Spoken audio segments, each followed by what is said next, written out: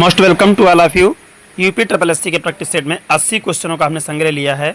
पेट 2025 के अकॉर्डिंग क्वेश्चनों का संग्रह किया गया है और इसमें 20 क्वेश्चन आपको दिखा दें। 20 क्वेश्चन इसमें जो हैं वो शुरुआत में जीके से लिए गए हैं और उसके बाद में 20 क्वेश्चन मैथ के हैं, 20 क्वेश्चन हिंदी और 20 क्वेश्चन रीजनिंग। इस तरीके से ये पूरा सिस्टम, पूरा प्रैक्टिस सेट बनाया हुआ है हमने। Most welcome to all of you with Raghvendra Rajput. History की क्लास के 20 क्वेश्चन हम आज करेंगे। पहला क्वेश्चन बिना समय बर्बाद किए, हड़प्पा काल का इनमें से कौन सा नगर 3 भागों में विभाजित था। 4 ऑप्शन दिए हैं, लोथल, मोहनजोदड़ो, कालीबंगा, धौलावीरा। इसमें धौलावीरा जो है वो 3 भागों में विभाजित था। कौन कौन से 3 भाग थे देखिए, निचला शहर या अवम नगर, ठीक है, निचला शहर या अवम नगर, और मध्य भाग, और एक महाप्रसाद वाला भाग जो समतल था। अब ये 3 भागों के हो गए नाम। दूसरा ये कि भाई अगर ये स्थित था, 3 भागों जो इसके थे, ये स्थित कहाँ है। ये गुजरात में है। कहाँ पर है? गुजरात। और गुजरात में कच्छ के रण में है। कच्छ के रण में दीप खंडीर है। क्या है? दीप खंडीर। कितने क्वेश्चन हो गए? कौन सा भाग, कौन सा नगर 3 भागों में विभाजित है? धौलावीरा। कहाँ स्थित है? गुजरात में। गुजरात में कौन सी जगह पर है? कच्छ के रण में। और कच्छ का रण कहाँ है? दीप खंडीर। ठीक है, तो ये सारी चीज़ें जो हैं क्वेश्चन से संबंधित सारी हो चुकी हैं। नेक्स्ट क्वेश्चन है, मोहनजोदड़ो शब्द का अर्थ क्या है। मोहनजोदड़ो शब्द का अर्थ पसंदीदा शहर, माउंट ऑफ द डेथ, रहने की जगह, एक बाजार का क्षेत्र। अब माउंट, वैसे तो ये इसका शब्द है मृतकों का टीला। क्या है? मृतकों का टीला। लेकिन यहाँ पर मृतकों का टीला ऑप्शन नहीं है, तो इंग्लिश में दिया है mount of the death. Option number 2 सही जाएगा, माउंट ऑफ द डेथ। ये 2018 में ग्राम विकास अधिकारी परीक्षा में पूछा हुआ क्वेश्चन है। अब ये मोहनजोदड़ो था क्या? जो सिंधु घाटी थी वो नगरीय सभ्यता थी, और नगरीय सभ्यता का एक प्रमुख नगर था मोहनजोदड़ो। क्या था? नगर था मोहनजोदड़ो। क्या था? एक नगर था। ठीक है, और मोहनजोदड़ो से प्राप्त क्या क्या हुआ ये भी यहीं पर जान लेते हैं। एक स्नान कुंड था। स्नान कुंड 7.01 मीटर चौड़ा और 11.88 मीटर लंबा था, और 2.43 मीटर इसकी गहराई थी। ठीक है, और इस पर जो सिंधु घाटी की सभ्यता की लिपि कैसी थी? भावचित्रात्मक थी, जो दाएं से बाईं ओर लिखी जा रही थी। किस तरह? दाएं से बाईं ओर। इससे बनने वाले लगभग सारे क्वेश्चन हमने कंप्लीट कर दिए हैं। अब अगले क्वेश्चन पर चलते हैं। क्वेश्चन नंबर 3, सिंधु घाटी सभ्यता के बारे में इनमें से कौन सा कथन सत्य है। सिंधु लोग कपास का उत्पादन करने वाले पहले लोग थे। क्या कहेंगे इसके बारे में? बिल्कुल सही, यही ऑप्शन हमारा है। सिंधु लोग कपास का उत्पादन करने वाले पहले लोग थे। बाकी ऑप्शन सभी गलत हैं। और कपास, एक चीज़ और आप ध्यान रखिए, कपास को भारत की आदि फसल भी कहा जाता है। क्यों? क्योंकि पहले इसकी बड़ी मात्रा में खेती होती थी। ऋग्वैदिक काल से, कौन से काल से? ऋग्वैदिक काल से कपास की खेती हो रही है। ये भी क्वेश्चन है, कपास की खेती कब से हो रही है? ऋग्वैदिक काल से हो रही है। ठीक है, और संसार में हड़प्पा सभ्यता के लोगों को कपास की खेती का मुख्य, यानी प्रथम कपास की खेती करने वाले माने, सबसे अग्रणी थे। चलिए next question, question number 4, Harappa सभ्यता की एक हिस्से लोथल की खुदाई किसने की थी। लोथल की खुदाई की खोज किसने की थी? तो वह लोथल की खुदाई की खोज किसने की थी? लोथल की खुदाई की खोज की थी एस आर राव ने। किसने? एस आर राव ने। इन्होंने किसकी खुदाई की खोज की थी? लोथल। ठीक है। अब इसमें दयाराम साहनी ने किसकी की थी? दयाराम साहनी ने हड़प्पा की खोज की थी। ठीक है। और राखलदास बनर्जी ने मोहनजोदड़ो की खोज की थी। मोहनजोदड़ो। ठीक है, मोहनजोदड़ो। ठीक है, सभी क्वेश्चन हो गए हैं। चलिए नेक्स्ट क्वेश्चन की तरफ। बताओ तो इसका और थोड़ा डिस्क्रिप्शन कर लेते हैं। ये तो क्लियर हो गया, लेकिन लोथल की खोज कब हुई थी? SR राव के द्वारा 1957 में। ठीक है।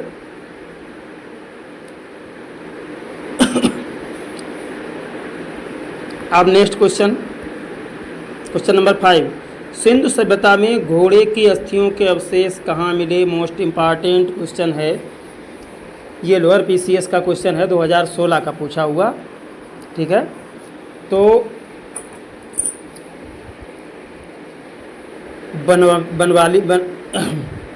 बनावली में मिले, चौंदड़ों में, और सुत्तागंडोर और सुरकोटदा। अब इसमें ऑप्शन हमारा सही चला जाएगा। Question option number 4 Surkotada. ये साहब कहाँ स्थित है? ये स्थित है गुजरात में। स्थान कौन सा है? वही जो का अभी हमने दिया था, धौलावीरा का। ठीक है, कच्छ के ज़िले में स्थित है। और घोड़े की अस्थियाँ यहाँ पर कैसे मिली थी? घोड़े की अस्थियाँ मिली थी और एक कब्रगाह प्राप्त हुआ था। ठीक है, कब्रगाह के अवशेष यहाँ प्राप्त हुए। और घोड़े की मृण मूर्तियाँ, क्वेश्चन बने घोड़े की अस्थियाँ कहाँ मिली? सुरकोटदा। कब्रगाह कहाँ मिले? सुरकोटदा। घोड़े की मृण मूर्तियाँ कहाँ मिली? सुरकोटदा। क्लियर? ध्यान रखिएगा। कहाँ स्थित है सुरकोटदा? गुजरात के कच्छ जिले में स्थित है। चलिए नेक्स्ट क्वेश्चन की ओर रुख करते हैं। निम्नलिखित में से कौन सा सिंधु घाटी की सभ्यता से संबंधित स्थल नहीं है? तो कालीबंगा है, रोपड़ है, लोथल है, पाटलिपुत्र ये नहीं है। क्यों? क्योंकि ये लोथल से जो प्राप्त वस्तुएं हैं, एक मिनट, पाटलिपुत्र सॉरी, लोथल का बाद में बताएंगे। ये पाटलिपुत्र जो है वो तृतीय बौद्ध सभा यहाँ पर आयोजित की गई थी और वर्तमान में इसको पटना के नाम से जानते हैं। तो यहाँ पर क्या हुआ था? पाटलिपुत्र में तृतीय बौद्ध सभा का आयोजन हुआ था और वर्तमान में यह इसको जो है पटना कहा जाता है। और इसके जो अध्यक्ष थे ये अशोक के शासन से संबंधित थे और इसके अध्यक्ष थे मोगलिप्तिस। ध्यान रहेगा, मोगलिप्तिस लिख दें, नोट कर लीजिएगा। मोगलिप्तिस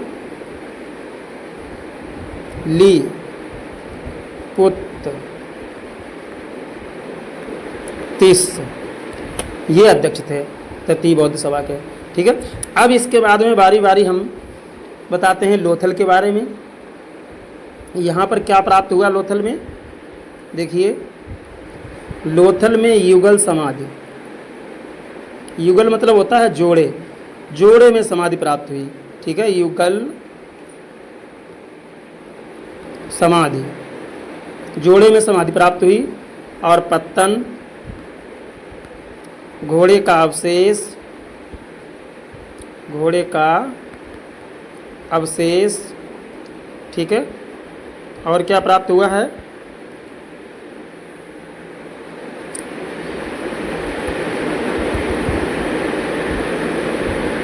एक मिनट भाई,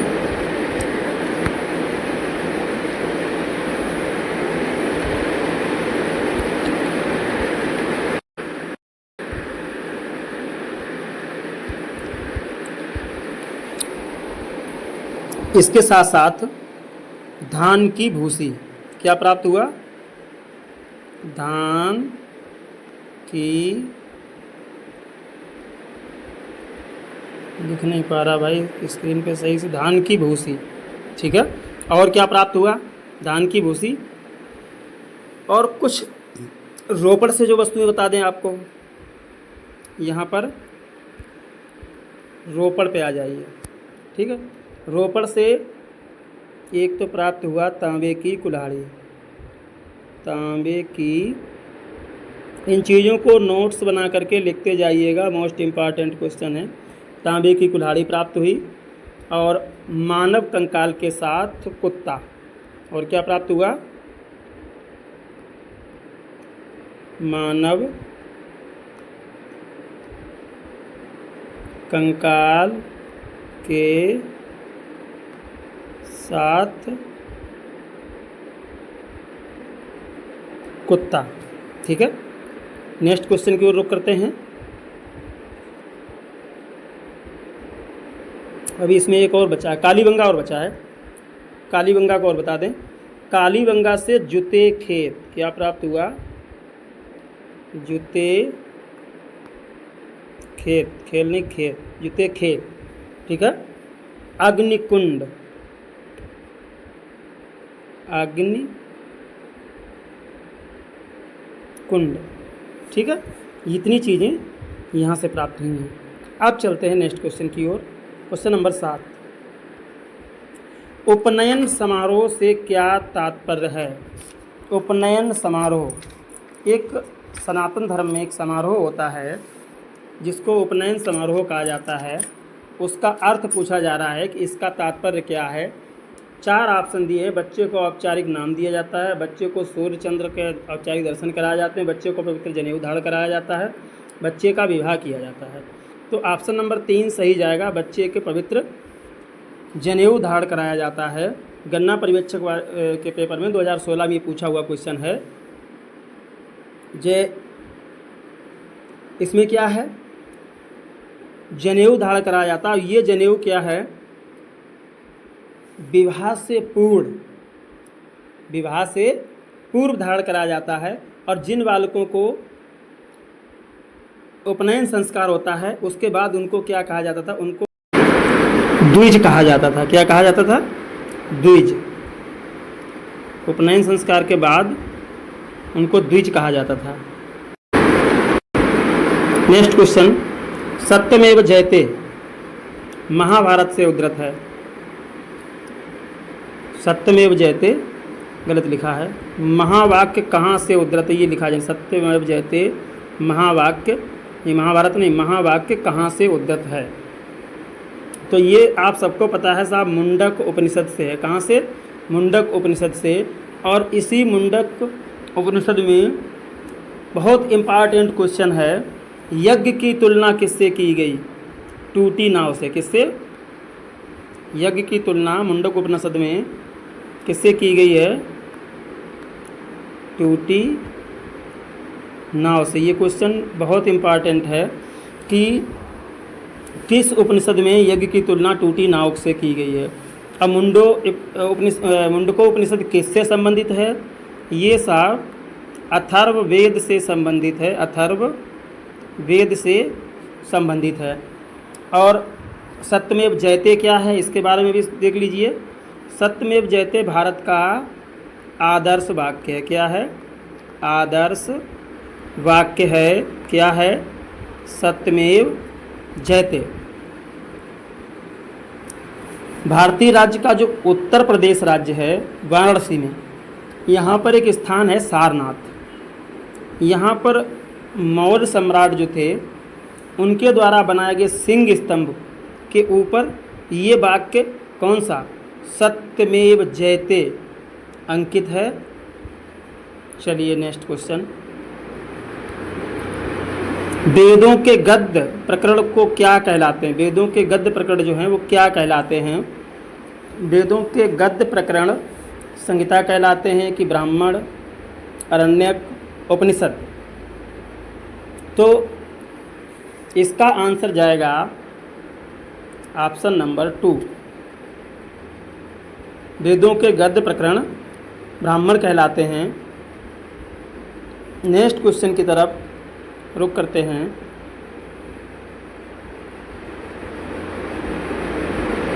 इसका थोड़ा डिस्क्रिप्शन दे देते हैं आपको।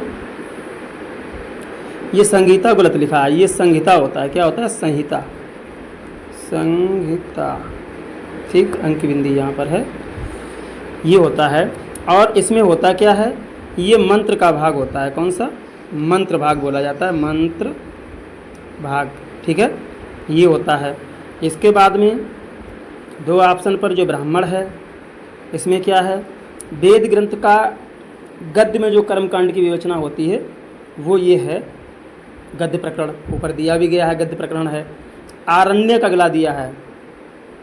आरण्यक में होता है कर्मकांड जो होता है उसके पीछे क्या उद्देश्य, उस उद्देश्य की विवेचना करना आरण्यक होता है, ठीक है। और फिर लास्ट में दिया है उपनिषद। इसमें ब्रह्मा यानी परमात्मा और आत्मा के स्वभाव की जो संबंध है उसका दार्शनिक चिंतन किया जाता है, ठीक है। चलिए नेक्स्ट क्वेश्चन है, निम्नलिखित में कौन सा ज्ञान के सिद्धांत पर बल देता है? निम्नलिखित में से कौन सा ज्ञान के सिद्धांत पर बल देता है? योग दर्शन, वेदांत दर्शन, सांख्य दर्शन, उपनिषद। तो इसमें जो उपनिषद हैं, ये उपनिषद ज्ञान के सिद्धांत पर बल देता है। और इसकी एक खास बात है, दुनिया में जो है कई दार्शनिक उपनिषद को सबसे अच्छा ज्ञान कोश मानते थे, एक नहीं कई दार्शनिक। और ये उपनिषद कैसे थे, संस्कृत से जुड़े थे। दारासिको का नाम आप लोगों ने सुना होगा।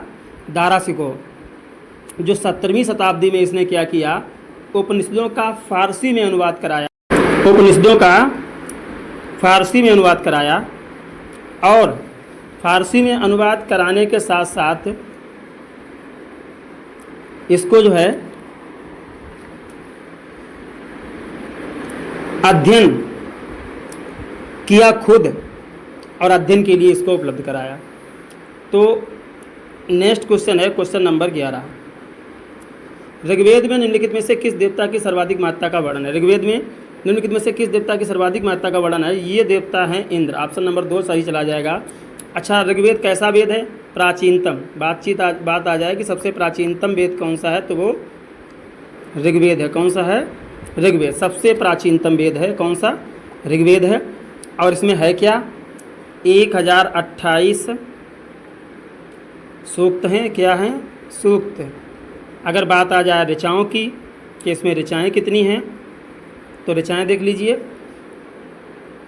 10,462 ऋचाएँ हैं। इसमें कितनी हैं? 10,462 ऋचाएँ हैं। ऋग्वेद जो पढ़ने वाले ऋषि हैं उनको क्या कहा जाता है, ये भी क्वेश्चन पूछा जा चुका है। ऋग्वेद को पढ़ने वाले ऋषियों को होत्र कहा जाता है। क्या कहा जाता है? होत्र कहा जाता है। सारी चीज़ें नोट करते चलिए, आप कापी पेन उठाइए।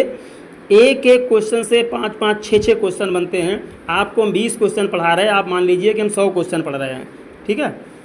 तो इसी में कितने क्वेश्चन बन गए? इनको होत्र कहते हैं। और इनमें सर्वाधिक वर्णन किसका है? अभी पढ़ चुके हैं हम, इंद्र का है। और इसमें इंद्र के लिए कितनी ऋचाएँ हैं? 250 ऋचाएँ किसके लिए हैं? इंद्र के लिए हैं। इंद्र के लिए, किसके लिए? इंद्र भगवान के लिए हैं। और 200 ऋचाएँ किसके लिए हैं? 200 ऋचाएँ इसमें हैं अग्निदेव के लिए। किसके लिए? अग्निदेव के लिए। कितनी ऋचाएँ हैं? 200, ठीक है। इतनी चीज़ें नोट करते, एक एक चीज़ नोट करते चलिए, ताकि आपको बार बार आपको हमारे क्वेश्चन या वीडियो बार बार ना देखना पड़े, ठीक है। प्राचीनतम वेद कौन सा है? यही तो क्वेश्चन अभी हो ही चुका है, 2 बार टाइप है क्या? अच्छा, ये है किसका वर्णन है, प्राचीनतम वेद कौन सा है, ये भी बता चुके हम आपको। इसको हमने पिछले बता दिया है कि प्राचीनतम वेद कौन सा है। ऋग्वेद प्राचीनतम वेद है, ठीक है। आगे क्वेश्चन नंबर 13, निम्नलिखित में से किस भारतीय पुरातन ग्रंथ में अपराध और अपराधी का जिक्र आता है? ये भारतीय पुरातन ग्रंथ है जिसमें अपराध और अपराधी का जिक्र आता है। ये अर्थशास्त्र, मनुस्मृति, न्याय मीमांसा और उपयुक्त सभी। दिमाग लगाइए भाई, किसमें? स्टेनोग्राफर में आ चुका है 2015 में क्वेश्चन ये।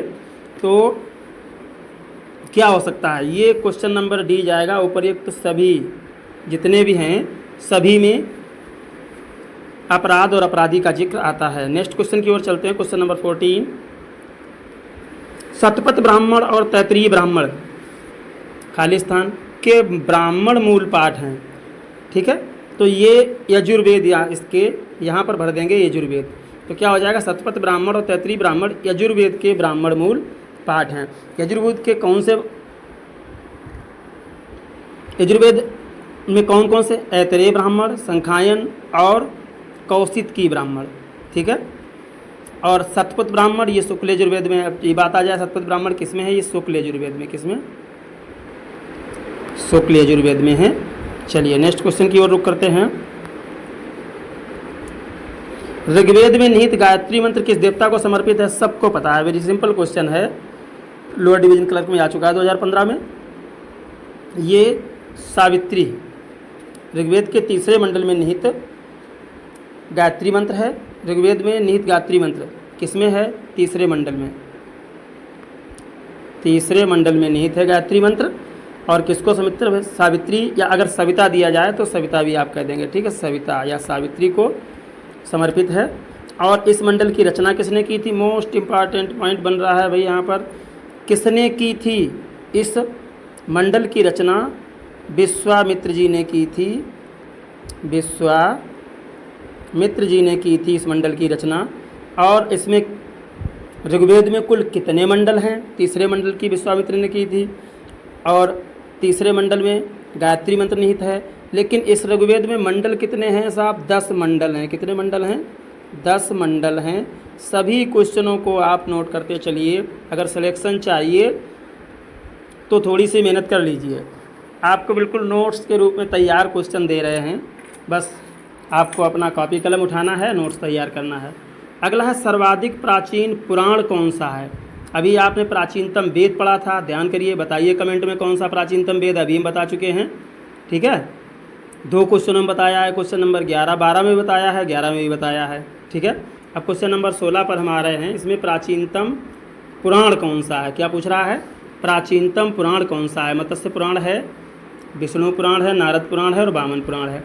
तो इसमें साहब मत्स्य पुराण जो है ये सबसे प्राचीनतम पुराण है। भारतीय जो ऐतिहासिक कथाएं हैं इनमें सबसे अच्छा और क्रमबद्ध सिस्टम इसमें मिलता है। और इनकी संख्या कितनी है मत्स्य पुराणों की, 18, 18 मतलब 18, जिनमें से 5 मत्स्य।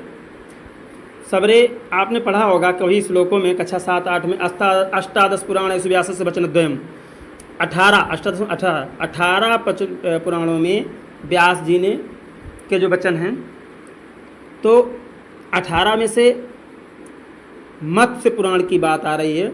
मत्स्य पुराण कितने हैं, 5 मत्स्य पुराण हैं। कितने, 5 मत्स्य पुराण हैं 18 में से।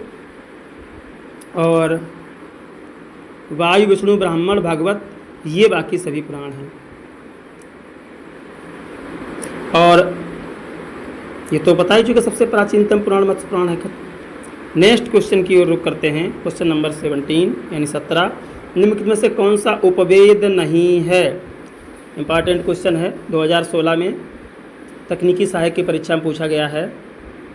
निम्नलिखित में से कौन सा उपवेद नहीं है। तो जो योग वेद है ये उपवेद नहीं है, आयुर्वेद उपवेद है, शस्त्र शास्त्र उपवेद है और धनुर्वेद उपवेद है। ये सभी क्या हैं, उपवेद हैं। योग वेद उपवेद नहीं है। अब ये किसके उपवेद हैं बचे हुए तीनों, ये धनुर्वेद, शस्त्र, यजुर्वेद, क्या नाम, आयुर्वेद, ये किसके उपवेद हैं, ये सभी ऋग्वेद के उपवेद हैं। किसके उपवेद हैं, ऋग्वेद के उपवेद हैं। ये भी क्वेश्चन पूछा जा सकता है। नेक्स्ट क्वेश्चन, गुंजाइश कहीं पे नहीं छोड़ेंगे, जहाँ से जो क्वेश्चन बनेगा हम आपको निचोड़ते हुए क्वेश्चन का, पूरा क्वेश्चन को निचोड़ते हुए देंगे। वैदिक देवता इंद्र किसके देवता हैं, हवा के, तूफान के, वर्षा और चक्रवात के, अग्नि के। 4 क्वेश्चन दिए, ऑप्शन दिए हैं, चारों में से साझा हटिए। तो ये आप सबको पता है, वर्षा और चक्रवात के हैं, ठीक है। थोड़ा सा इसमें ध्यान दीजिएगा कि ऋग्वेद में इंद्र के लिए कितनी ऋचाएँ हैं। अभी हम पीछे क्वेश्चन में बता चुके हैं, याद करने के लिए फिर दोबारा लिखे दे रहे हैं। इंद्र के लिए 250 ऋचाएँ हैं। और इंद्र किसके नेता थे, इंद्र युद्ध के भी नेता थे, दुर्गों को तोड़ने वाला पुरंदर, और वर्षा चक्रवात के देवता, ये सब इंद्र को माना जाता है, ठीक है।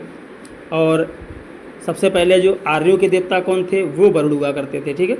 नेक्स्ट क्वेश्चन की ओर रुख करते हैं। गौतम बुद्ध ने धर्म प्रवर्तन सूत्र का उपदेश, गौतम बुद्ध ने धर्म चक्र प्रवर्तन सूत्र का उपदेश दिया, कहाँ दिया, कपिलवस्तु, लुम्बिनी, बोधगया और सारनाथ। 4 ऑप्शन हैं।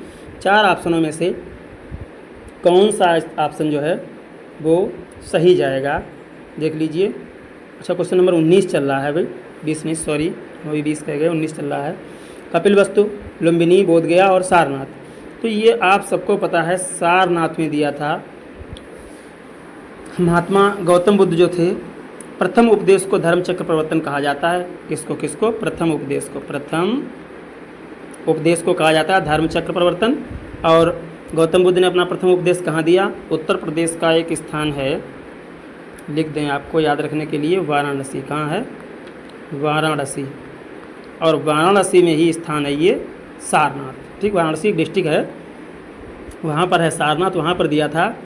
और आज सारनाथ को जो दूसरा अन्य भी नाम है उसको ऋषिपत्तनम के नाम से भी जाना जाता है। किसको? ऋषिपत्तनम के नाम से भी सारनाथ को जाना जाता है। और सर्वाधिक उपदेश कहाँ दिए, ये भी क्वेश्चन पूछा जा सकता है। गौतम बुद्ध ने ये तो सारनाथ में एक उपदेश दिया, लेकिन सबसे ज़्यादा उपदेश उन्होंने कहाँ दिए हैं? वो दिए हैं श्रावस्ती। कौन सी जगह है? श्रावस्ती, याद रखिएगा भाई, इम्पॉर्टेंट और महत्वपूर्ण जगह है। कहाँ की राजधानी है ये? कौशल देश की राजधानी थी। कहाँ की राजधानी थी?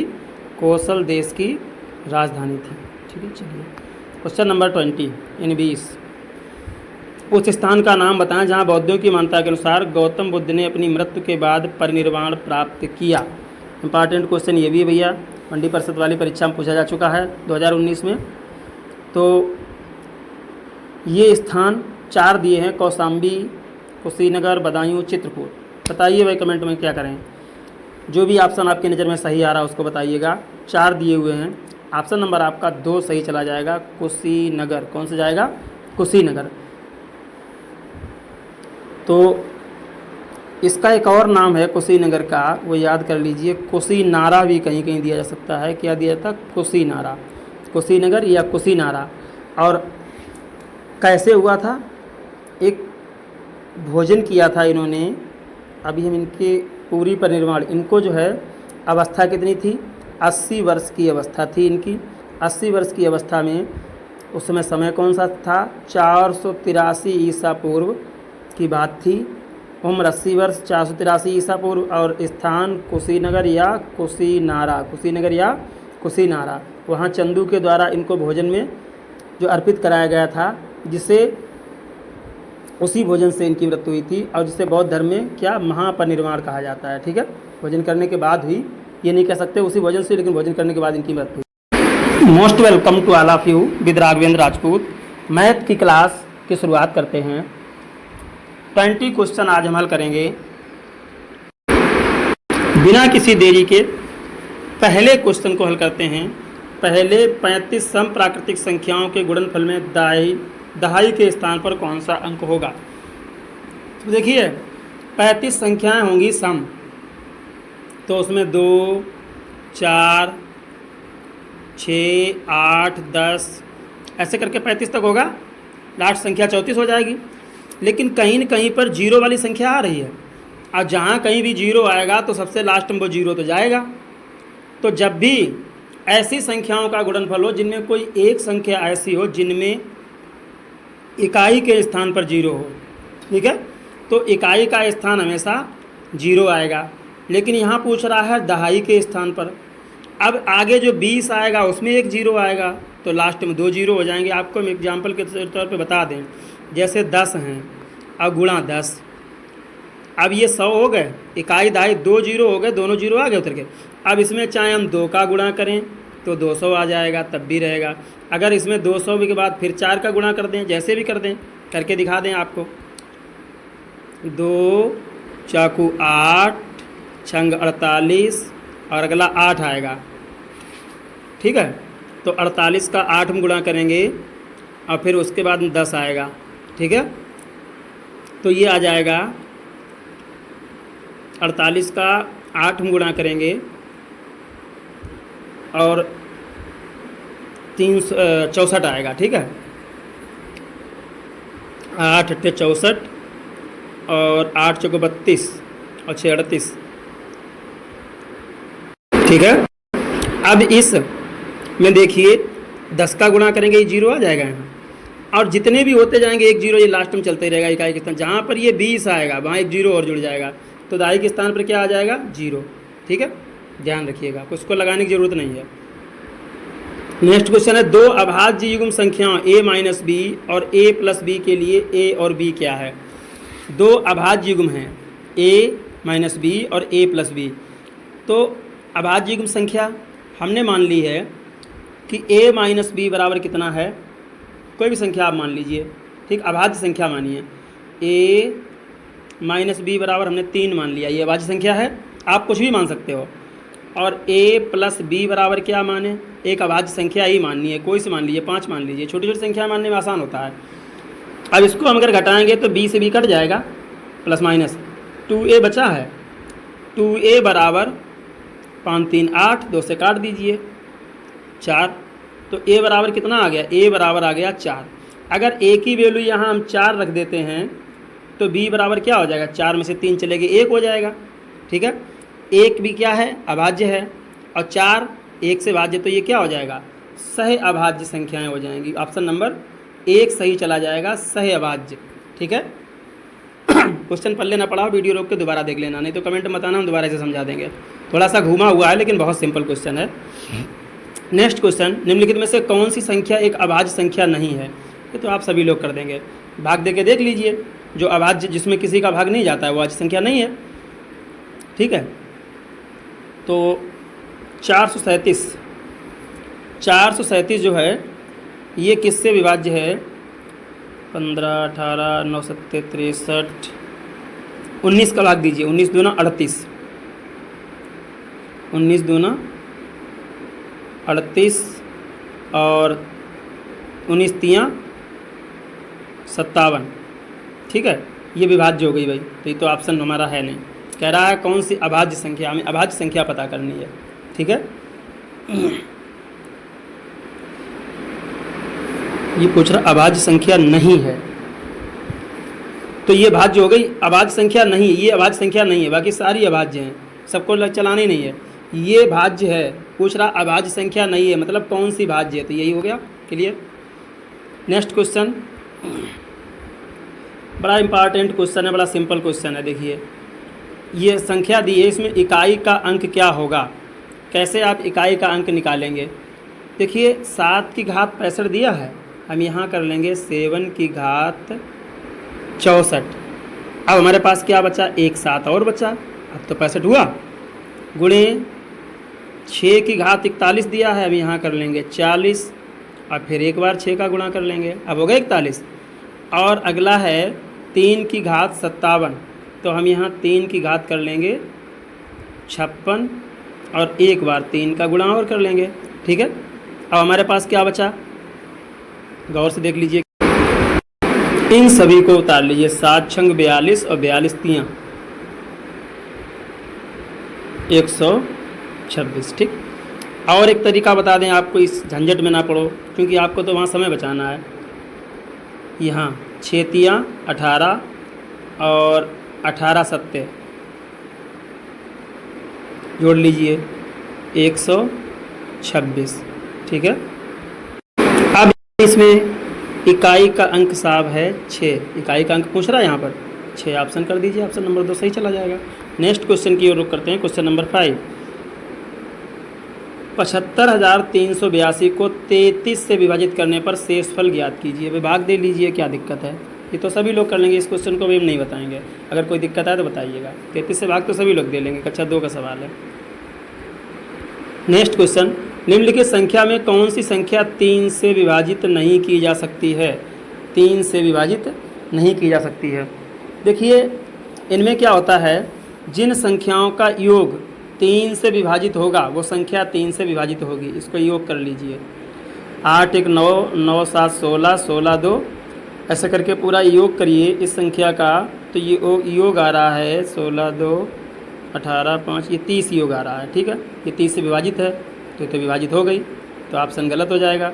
इसका वाला योग करिए भाई, 1 5 3 0 7 9, इसका योग आ रहा है 27।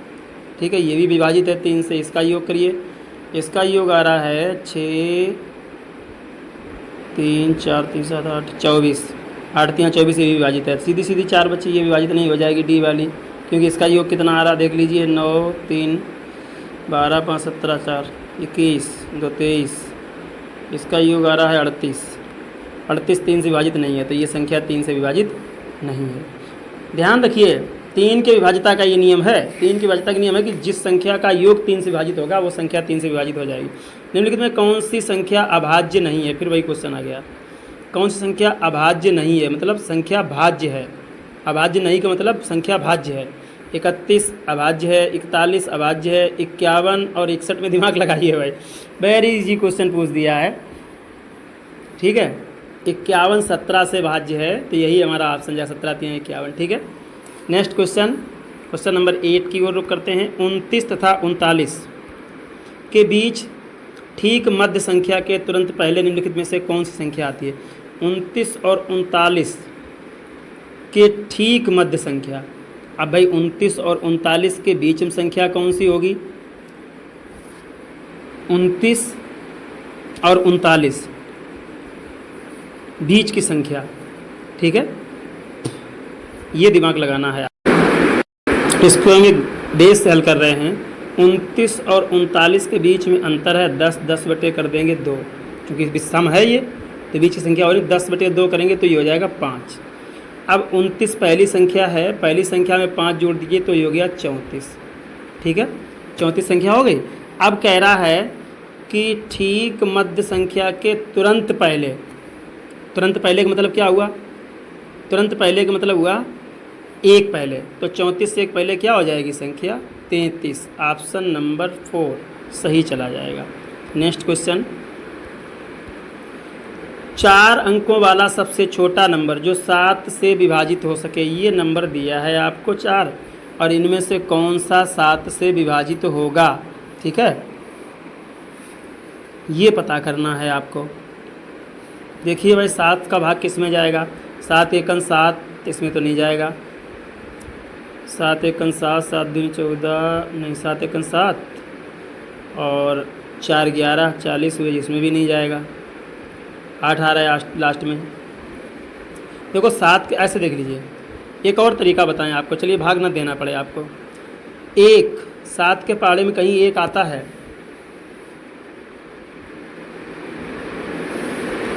7 के पहाड़े में 1 आता है 21, और 7 के पहाड़े में 8 भी आता है, 7 चौक 28, 7 के पहाड़े में 7 भी आता है। अगर इकाई का अंक इनमें से कोई नहीं आता तो संख्या को हटा दीजिए, लेकिन यहाँ पर ऐसी संख्या जो सब में आता है, ठीक है, भाग दे के ही देखना पड़ेगा।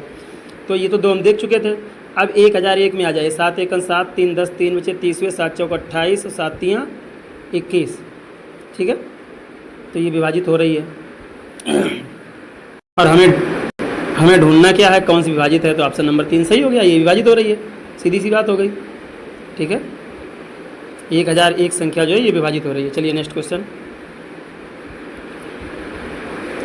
3 और 200 के बीच 7 द्वारा विभाजित कितनी प्राकृतिक संख्याएं हैं। 3 और 200 के बीच 7 द्वारा विभाजित कितनी प्राकृतिक संख्याएं हैं। भाई सबसे बात ये देखिए कि 3 और 200 के बीच यहाँ पर एक श्रेणी बनानी है 7 से, 7 14 21 और 200 तक जाना है। सबसे पहले हमें ये देखना है कि 200 तक जाने में हम कहाँ तक पहुँचते हैं। एक गणित के अनुसार हम बता रहे हैं, जैसे हम कहते हैं कि 15 में 7 से विभाजित कितनी संख्या, हम 7 भाग देंगे, 7 दूनी 14, 2 संख्या 7 से विभाजित हो गई, ठीक। यही हाल हम इसमें करेंगे, छोटा एग्जाम्पल देके आपको बताया। अब 200 में हम क्या करेंगे, 7 का भाग दे देंगे, क्या आ जाएगा, 7 दूने 14, 6 बचे 60 हो गए, 7 अट्ठे 56, 28 आंसर आ रहा है, ऑप्शन नंबर 2 सही चला जाएगा। नेक्स्ट क्वेश्चन, क्वेश्चन नंबर 11 की ओर रुख करते हैं। 3 अंकों की कितनी संख्याएं जो 17 से विभाज्य हैं। 3 अंकों की कितनी संख्याएं हैं जो 17 से विभाज्य हैं। बड़ा अटपेटा क्वेश्चन है, लेकिन क्वेश्चन बहुत ही सिंपल है। 3 अंकों की संख्याएं, देखिए 3 अंकों की संख्याएं कहाँ तक होंगी, 100 के बाद शुरू होंगी। कहाँ तक होंगी, 100 के बाद शुरू होंगी। 100 तो विभाज्य है नहीं, 101 भी विभाज्य नहीं है, 102 विभाज्य हो जाएगा। ठीक है, 102 विभाज्य हो जाएगा ये। और यहाँ से फिर चले जाएंगे हम कहाँ तक, 4 अंकों की संख्या तक, यानी 1000 से पहले तक। ठीक है, तो इस तरीके से हमें इसको हम सीधे सीधे एक तरीके से और निकाल सकते हैं। कैसे निकालते हैं, देखिए 3 अंकों की कितनी संख्याएं जो 17 से विभाज्य हैं। इधर देखिए 100 तक तो 2 अंकों की संख्याएं होती हैं, यहाँ 17 से विभाज्य 17 पना 85 5 संख्याएं हो गई। ठीक, अब हम 999 तक 3 अंक हो गए, यहाँ 17 से भाग दीजिए 17 पंजा 85 और 85 और इधर बचे हैं 9 और 5 14, 17 छक्का 17 अपना 8 बार जाएगा, 58 आ गए। 58 में 5 घटा दीजिए ये वाले, क्योंकि ये 2 अंकों से विभाजित हैं। कितना बचा हमारे पास, 53 आंसर आ गया। कोई 53 है, ऑप्शन नंबर सी हो जाएगा। बाद फिर देख लीजिए इसको, चाहे दूसरे तरीके से दिखा दें कि ये जो 3 अंकों की संख्या है 999, और यहाँ कह रहा है 3 अंकों की संख्या से कितनी संख्याएं हैं जो 17 से विभाजित हैं। तो 999 इधर हम 100 में जो है घटाएंगे हम 17 पना 85 और ये 85 हम घटा देंगे। ठीक है, 85 तक विभाजित है। और इधर 999 17 से विभाजित है नहीं, 998 भी मेरे ख्याल से देख रहे हैं नहीं होगी। हाँ, 998 भी नहीं होगी। अब जब 998 भी नहीं होगी तो 986, लास्ट संख्या 986 विभाजित होगी, तो ये बचेगा 901। इसको 901 को 17 से भाग दे दीजिए, 53 आ गया। चाहे जैसे भाग दे लीजिए, दोनों तरीके मैंने बता दिए हैं आपको। नेक्स्ट क्वेश्चन है, किसी संख्या को 52 से भाग देने पर 44 शेष बचता है, या दूसरी संख्या को 13 से भाग दे, बहुत सिंपल इजी। मेरे फार्मूले बिल्कुल रिजर्व होते हैं, एक ही नहीं मिलेंगे आपको। 13 को 44 से भाग दीजिए, 13 तिया 39, 39 हो गया। 44 से घटा दीजिए इसको, अगर हम 44 से घटाएंगे तो कितना शेष बचेगा, 9, ये 5 शेष बचेगा, 9 5 14। ठीक है, 5 ऑप्शन है, ऑप्शन नंबर 4 चला जाएगा।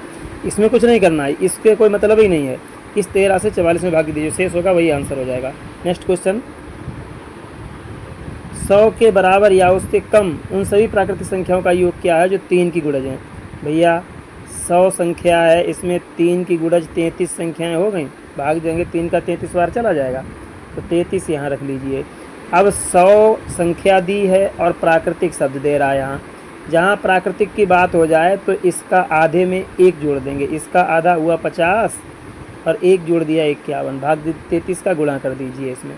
ठीक, सीधा सीधा 33 को गुणा कर दीजिए, 33 एकन 33, ठीक है, और 33 एकन 33 और 3 पच्चे 15 और 3 पच्चे 15, तो ये आ रहा है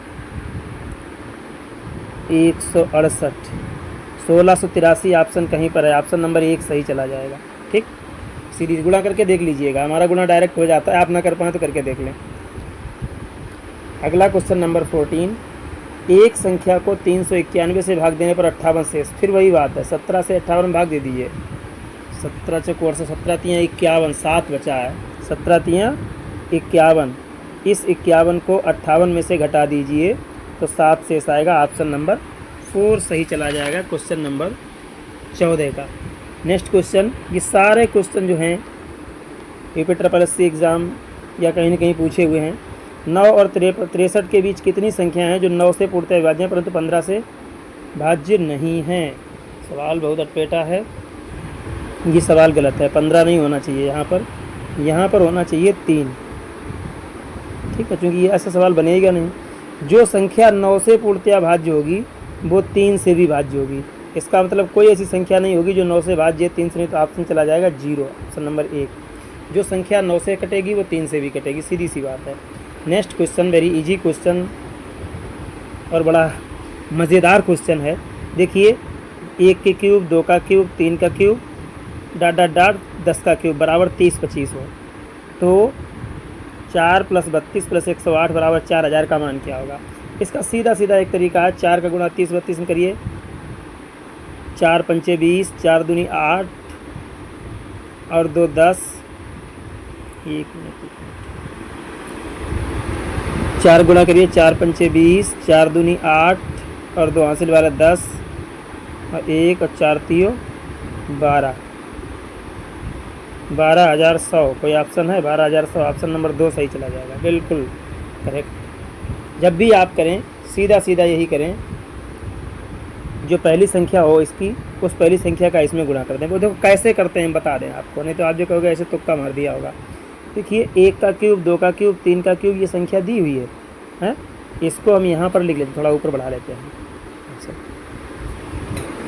इसको यहाँ पर हम लिख लेते हैं 4, 1 मिनट भाई, 4 प्लस 32 प्लस 108 बराबर 4,000। ठीक, ये तो करना है। अब हमें करना क्या यहाँ पर हमें उठा के रखना है कि 4 हमने ले लिया कॉमन, हमारे पास बचा 1 प्लस 8 प्लस 108 की जगह पर बचा है 4 का भाग दीजिए, 4 दूनी 8 और 4 सत्ते 28, 27 बचा है ना। डाट डाट डाट, इसका 4 हम भाग देंगे डाट डाट डाट करके, तो ये बचेगा हमारा 10 का मतलब 1,000। ठीक है, ये बचेगा। अब यहाँ पर हम क्या करेंगे, ये 1 जो है ये 1 का क्यूब हो गया, 8 2 का क्यूब हो गया और प्लस 27 3 का क्यूब हो गया और डाट डाट डाट ये वाले 1,000 जो है 10 का क्यूब हो गया। ये वाली संख्या हमारी इससे मैच कर रही है, इस वाले से, और इसकी वैल्यू है 30 25। तो हम इसकी वैल्यू पूरे 30 25 रख देंगे, उस 30 25 से गुणा 4 हम कर देंगे, आ जाएगा बड़े आराम से। तो ये इतनी चीज़ें ना ध्यान रख करके सिर्फ इतना ध्यान रखिए कि इस वाली संख्या 4 का गुणा इस 30 25 में करना है, बस आंसर आ जाएगा। कभी भी ऐसा सवाल हो ध्यान दीजिए, क्यूब लगाओ। नेक्स्ट क्वेश्चन, 1 2 अंक की संख्या के अंकों का योग 8 है। बिल्कुल सही बात, अंकों का योग यानी x प्लस y बराबर कितना हो गया, 8 हो गया। और यदि संख्या को 36 घटा दें तो इसके अंक एक दूसरे स्थान बदल जाते हैं। अगर इसको क्या करेंगे, 9x प्लस वाई करके ये समीकरण से निकालेंगे। तो एक और तरीका है, इनका योग 8 है, इसमें 36 घटाइए, 36 में से घटाएंगे तो कितना आएगा, 36 माइनस 26, ये आएगा माइनस का 10। नहीं आ रहा, स्थान नहीं बदल पा रहा है। ठीक है, तो इनका स्थान ऐसे बदल के देख लीजिए भाई, कोई दिक्कत नहीं। 35 में से घटाएंगे तब भी नहीं, 53 में से घटाएंगे तब भी नहीं बदलेगा। 62 में से और घटा दीजिए, 62 है, इसमें 36 घटा दीजिए। ठीक, यहाँ से दाइली यहाँ हुए 12, 12 में से 6 गए, 6 बचे। और यहाँ क्या बचा हमारे पास, 5, 5 में से 3 गए, 2 बचे। स्थान बदल गए, 6 इधर हो गए, 2 इधर हो गए, तो यही ऑप्शन हमारा सही जाएगा। दोबारा फिर एक बार देख लीजिए, ना समझ में आया हो। ये हमारी 62 संख्या जो है, इसमें से 36 घटा, ऑप्शनों में से घटा के निकाल लेंगे। यहाँ बचा हमारा 6, यहाँ बचा 2, ये संख्या और ये संख्या में स्थान बदल गए, यही ऑप्शन हमारा सही है, ज़रूरत ही नहीं लगाने की। क्वेश्चन नंबर 18, मान लें n एक प्राकृतिक संख्या है, तो n क्यूब को 9 द्वारा विभाजित किया जाता है, तो हमें शेषफल a प्राप्त होता है। तो a पूर्ण घन है, a पूर्ण वर्ग है, a एक पूर्ण घन और एक पूर्ण वर्ग है, ना तो a पूर्ण घन है ना ही पूर्ण वर्ग। बड़ी यार आसान सवाल, कोई दिक्कत नहीं। आप n बराबर मानेंगे क्या, पहले ये बताइए क्या मानेंगे, जो आपकी इच्छा हो मान लीजिए। मैंने एक बार n बराबर हमने मान लिया 2 प्राकृतिक संख्या है, और एक बार हमने n बराबर मान लिया 3। ठीक, तो n का क्यूब 2 दूनी 4 दूनी 8 हो जाएगा। ठीक, और n का क्यूब 2 दूनी 4 दूनी 8 हो जाएगा। और इधर इनका क्यूब कितना हो जाएगा,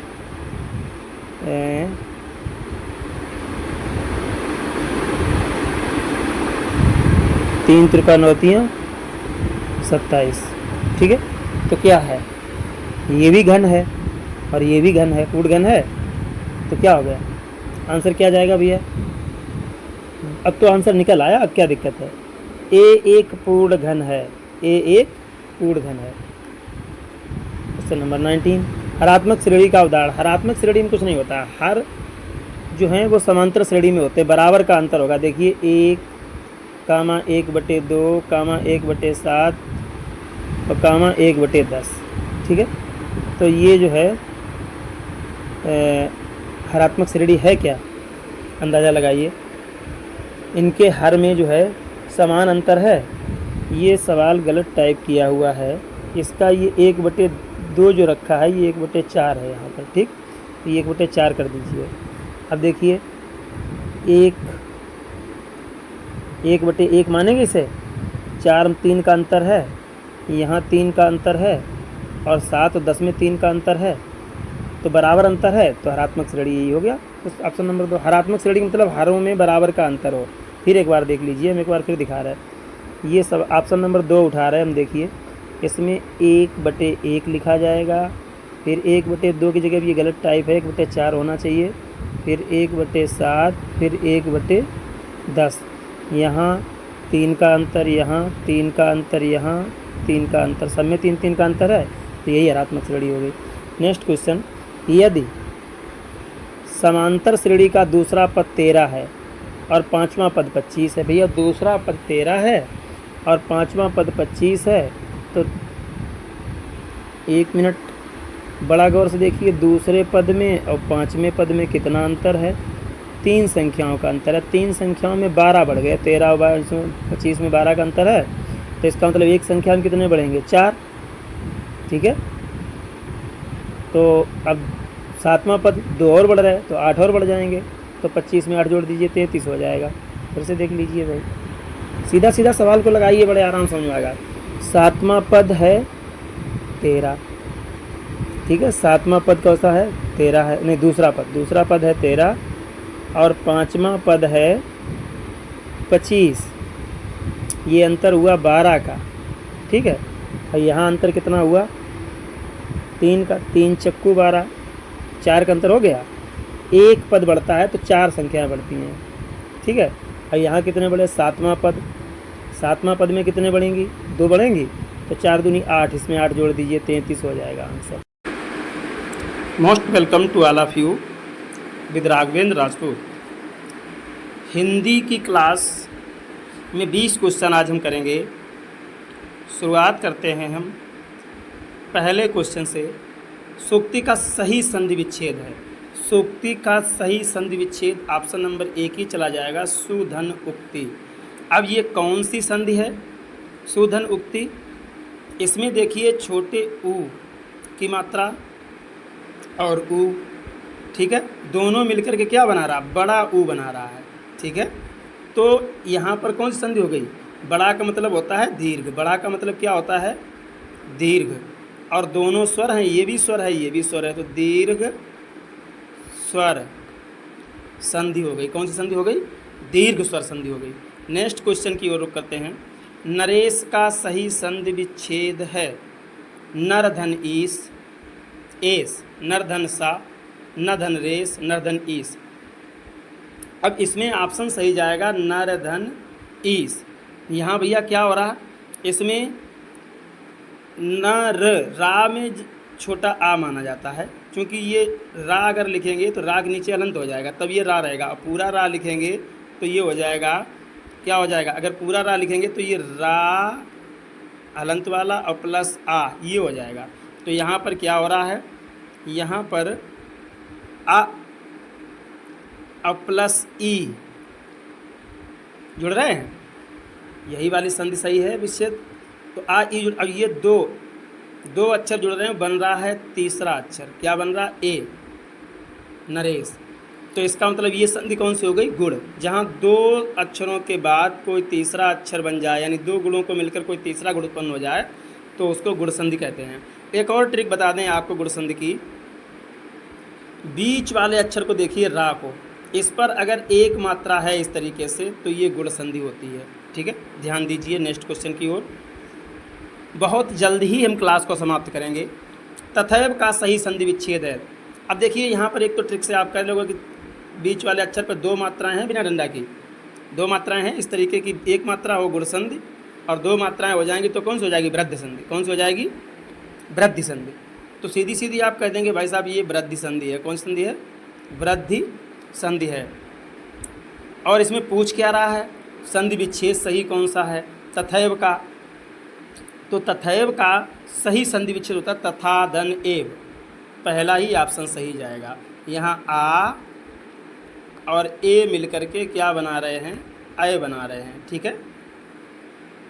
नेक्स्ट क्वेश्चन है अत्याचार। संधि का हमारा एक वीडियो है, प्लेलिस्ट में जाके देखिए, सारी संधियों के डाउट खत्म हो जाएंगे और बिल्कुल एक ही बार में संधि तैयार हो जाएगी, उससे आप अपना नोट्स भी तैयार कर लें।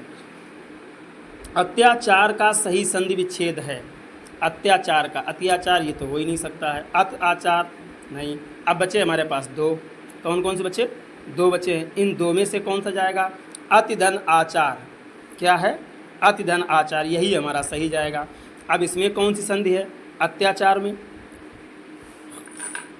बहुत आसान है, अत्याचार, बीच वाला जो शब्द है, अक्षर है, वर्ण है, या पे बड़े आ का डंडा हो, बड़े आ की मात्रा हो, बड़ी ई की मात्रा हो और बड़े ऊ की मात्रा हो, ये तीन मात्राएं अगर बीच के अक्षर पर होती हैं तो संधि होती है दीर्घ। कौन सी होती है, दीर्घ स्वर संधि, ठीक है। नेक्स्ट क्वेश्चन, नाविक का सही संधि विच्छेद है। नाविक बहुत आसान है और बहुत कठिन है, दोनों बातें हैं, क्योंकि पढ़ोगे नहीं तो कठिन है, वैसे बहुत आसान है। नौ धन इक, नौ धन इक, ऑप्शन नंबर 2 सही जाएगा, नौ धन इक। अब देखिए ये संधि विच्छेद नौ धन इक, इसमें कौन सी संधि आ रही है, इसमें आ रही है अयादि संधि। कौन संधि आ रही है, अयादि संधि। आय, आओ, अब जो भी आएंगे वो किस में आते हैं, अयादि संधि में आते हैं, ठीक है। यहाँ पर ए और ए, ओ, औ, ये ऐसे जो भिन्न स्वर आते हैं और इनमें इनके स्थान पर ए, जैसे ये ना धन नाविक है, ना धन नौ धन इक है, और यही नविक होता, नविक, तो ये हो जाता न धन इक, ठीक है। नो, नो छोटे ओ की मात्रा है तो नविक होता, और बड़े ओ की मात्रा है तो नाविक हो जाएगा, ठीक है। नेक्स्ट क्वेश्चन, क्वेश्चन नंबर 6, उज्ज्वल का सही संधि विच्छेद है। उज्ज्वल, उज्ज्वल ही गलत लिखा है इसमें, दोनों आधे जा होते हैं, ध्यान दीजिए, दोनों आधे जा होते हैं। उज्ज्वल इस तरीके से लिखते हैं, ये वाला बा बन जाएगा ऐसे, उज्ज्वल, ठीक, दोनों जा आधे होते हैं, साफ साफ लिख दें, इस तरीके से होता है उज्ज्वल।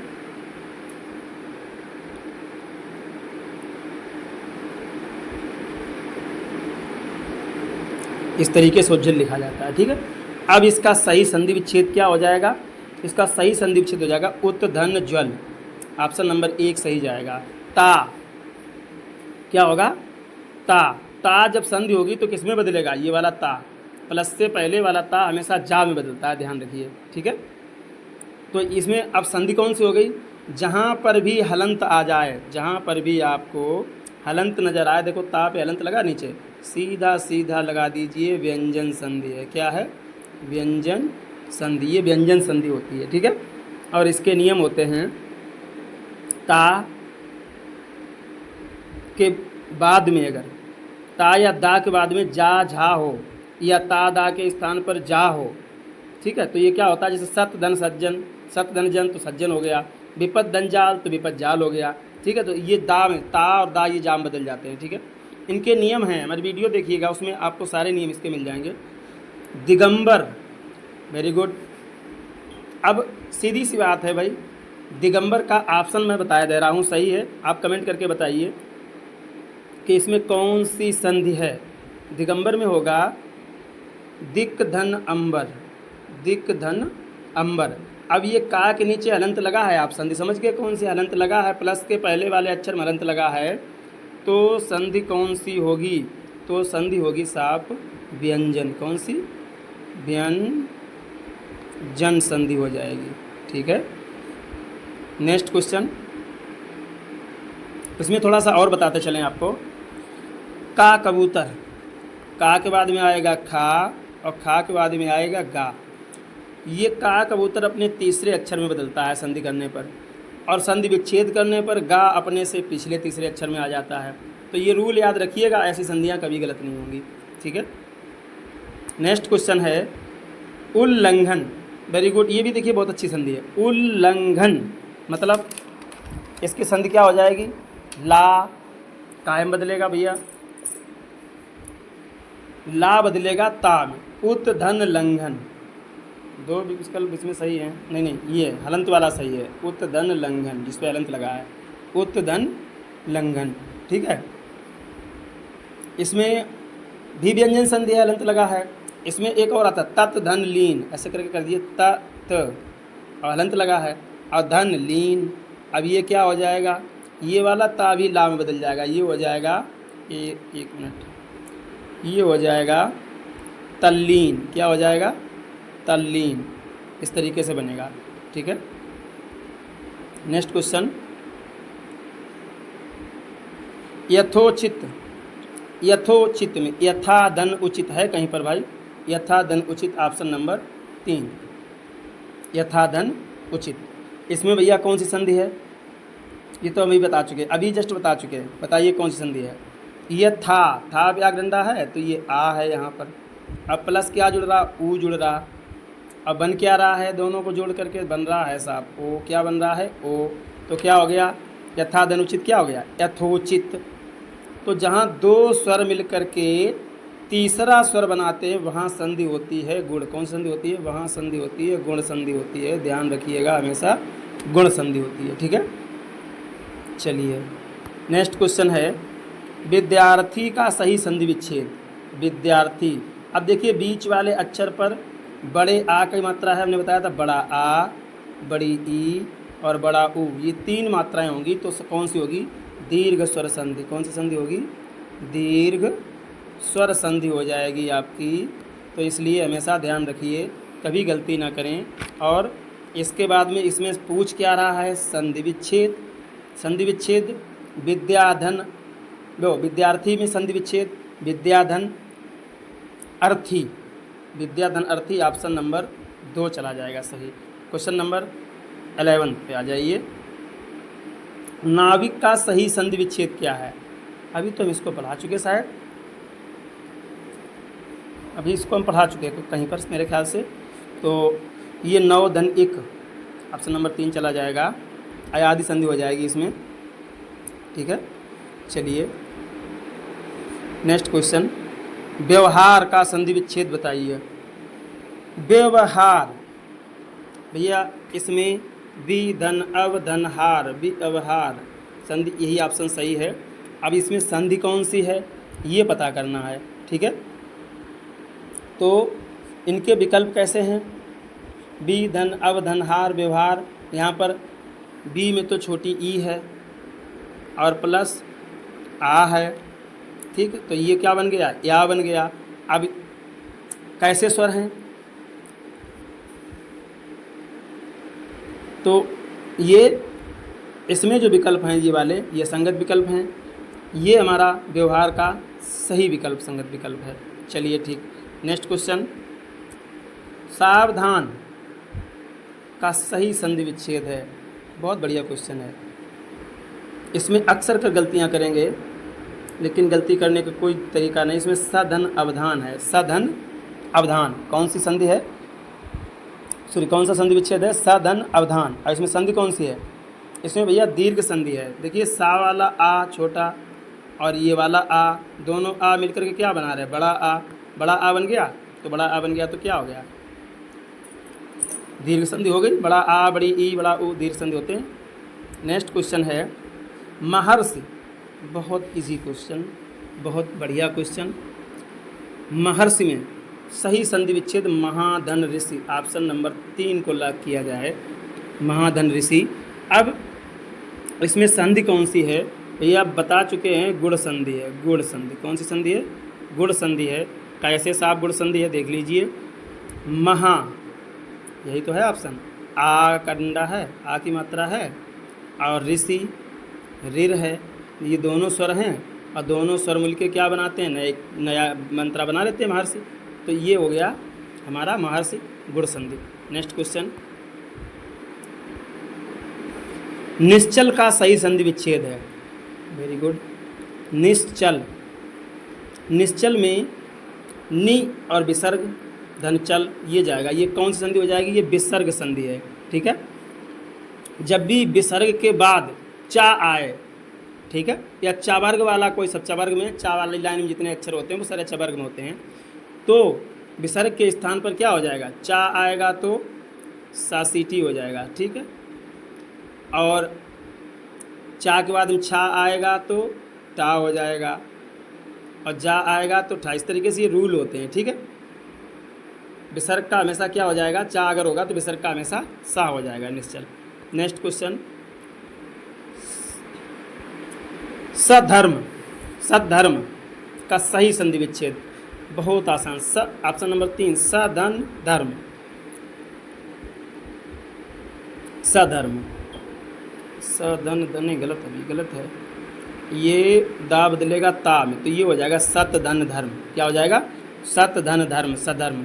अभी बताया था ता था दा किस में बदलेगा? अपने से पहले तीसरे अक्षर में। ये ता कायम जाएगा अपने के बाद वाले तीसरे अक्षर दा में, और दा संधि विच्छेद करेंगे तो अपने से पीछे तीसरे अक्षर में आ जाएगा। ता था दा एक ही लाइन में है।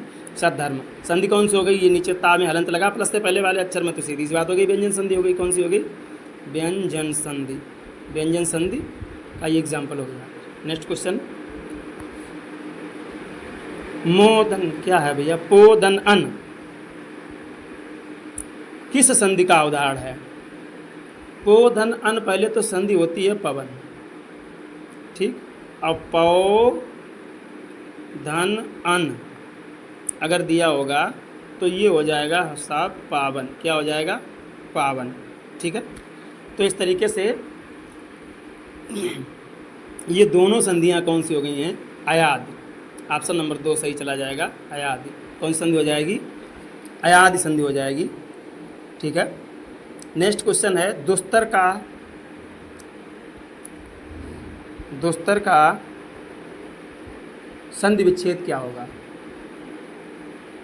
दुस्तर का संधि विच्छेद पता करना है हमें भाई, तो बताइएगा संधि विच्छेद दुस्तर का। ये हो जाएगा दु धन तर। ठीक है, बताया था कि जब भी विसर्ग के बाद में ता आए, ये वाला ता, ठीक है, तो कौन सा सा बनेगा? ये वाला सा बनेगा। ठीक है, दुस्तर। और ये संधि कौन सी हो गई? विसर्ग संधि हो गई। नेक्स्ट क्वेश्चन, अभीष्ट संधि का अभीष्ट का जो संधि विच्छेद है वो बताना है। अभीष्ट का संधि विच्छेद क्या है? तो अभीष्ट का संधि विच्छेद है अभिधन इष्ट। छोटी ई और छोटी ई मिलकर के क्या बना रहा है? बड़ी ई बना रही है। ठीक है, अभीष्ट।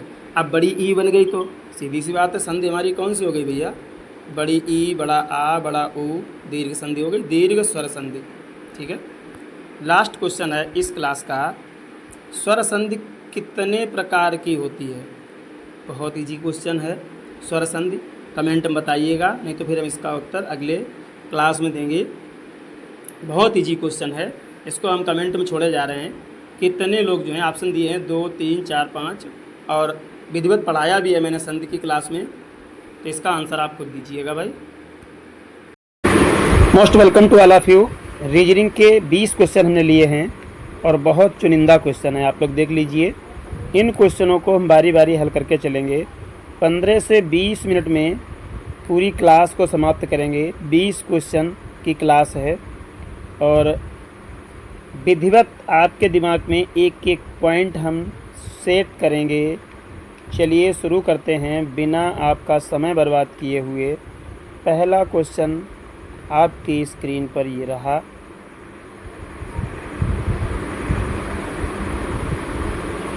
निम्नलिखित शब्दों को एक तार्किक और अर्थपूर्ण क्रम में व्यवस्थित कीजिए। Metre, decimetre, millimetre, hectometre, centimetre. अब इसका जो है आपको याद अगर नहीं है, पता नहीं है, तो आप इसको व्यवस्थित नहीं कर पाएंगे। तो देखिए, सबसे पहले होता है मिली। क्या होता है? मिली। मिली के बाद में सेकेंड नंबर पर होता है सेंटी। मिली, सेंटी, डे का या डेसी, मिली, सेंटी, डेसी और मीटर, और मीटर के बाद में आएगा हेक्टो। मिली, senti, deci, metre, hecto.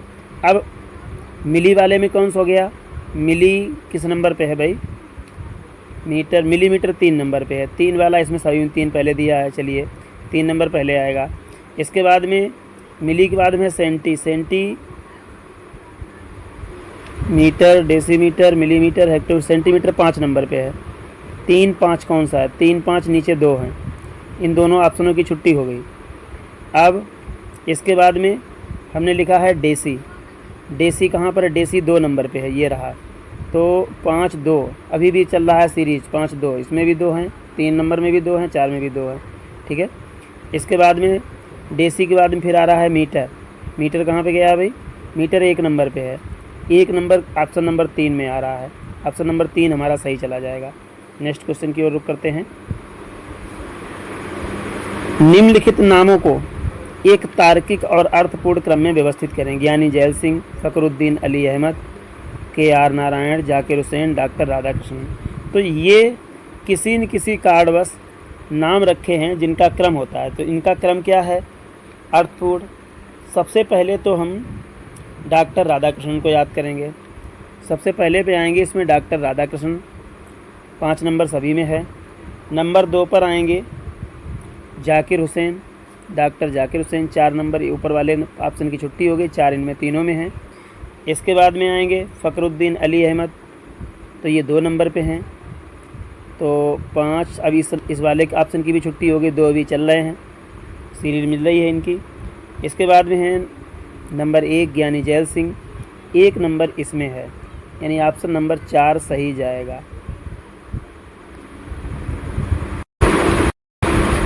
Next question, India शब्दों को अंग्रेजी शब्दकोश के अनुसार, गलत, इंडिया शब्दों का मतलब क्या हुआ भैया,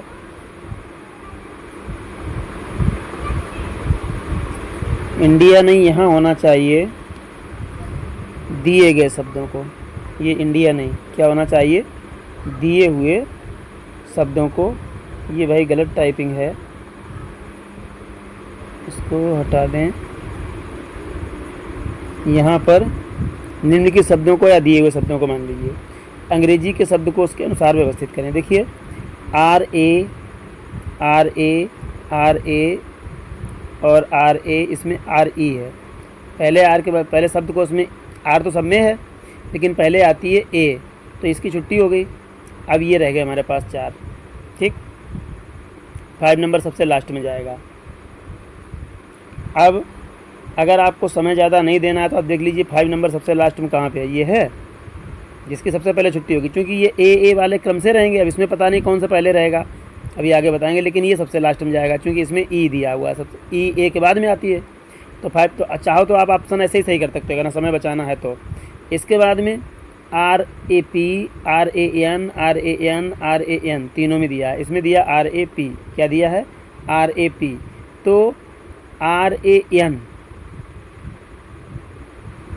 पी से एन पहले आता है, तो अब ये दूसरे नंबर पे आएगा। यहाँ देखिए दूसरे नंबर पर है 1, उल्टी तरफ से दूसरे नंबर है, 5 के बाद में 1 है। अब ये 3 का क्रम अभी चल रहा है बराबर, तीनों में आर ए एन है, इधर जी है, इधर एस है और इधर डी है। तो जी एस डी में सबसे पहले डी आता है, तो 4 नंबर इसके बाद में आएगा, A R A N S. ये गलत टाइप है भाई, सबसे पहले इसमें 5 1 3 डी आएगा, तो यहाँ आना चाहिए 4, ये गलत छपा हुआ है। इसके बाद में तो ये हमारा हो गया है। और अब इस वाले का छुट्टी होगी, डी वाले का। अब इन 2 और 3 में देख लीजिए कौन सा पहले आएगा। एक में एस है, एक में जी है, जी वाला पहले आएगा, फिर 2 आएगा, उसके बाद में 3 आएगा। तो ये भी ऑप्शन सारे इसमें गलत दिए हुए हैं, ठीक है। 3 2 4 1 5, 3 2 4 1 5, इस तरीके से। क्वेश्चन में कह रहा है किसी पंक्ति में यक्ष प्रारंभ से 14वें स्थान पर है। यक्ष कहाँ है, प्रारंभ से 14वें स्थान पर है और बाई अंत से 17वें स्थान पर। ये रही पंक्ति और ये रहा यक्ष, इसका स्थान यहाँ पर है 14वां, और ये रहा बाई, इसका स्थान इधर से 17वां है और इसका इधर से 14वां है। तो 17 14 7 और 4 11, 1 1 2 और 1 3, 31 लोग ये हो गए।